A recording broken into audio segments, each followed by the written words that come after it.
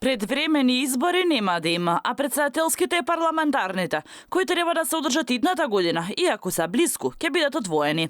Од владата велат немало потреба да се одржат во изден, оти тие ги почитувале законите и уставот, а воедно и немале право некому да му го скратат мандатот.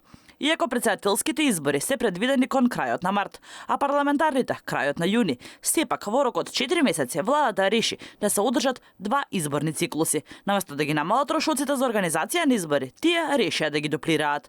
Дел од аналитичарите согласни, не сакаат предвремени избори, оти знаат дека ќе изгубат, а ќе изгубат и на редовните избори и со одвојувањето на изборите. Идната година сакаат само да го акумулираат падот. Поред последните мерења на расположението на граѓаните, рейтингот на партиите од власта енормно паѓа. Ова ситуација е резултат од многуте афери и скандали кои за жал кај нас у Македонија стана секојдневие.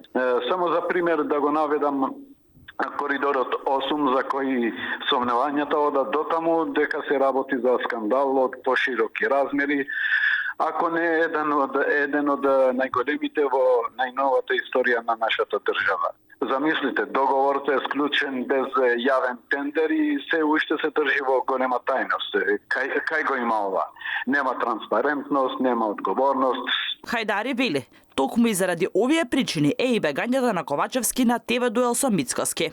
И со овој низок рейтинг, а и со сегашниве политички околности, не само Ковачевски, ниту пак Али Ахмети или Таравари не би прифатиле да одат на предвремени избори, оти епилогот однапред се знае.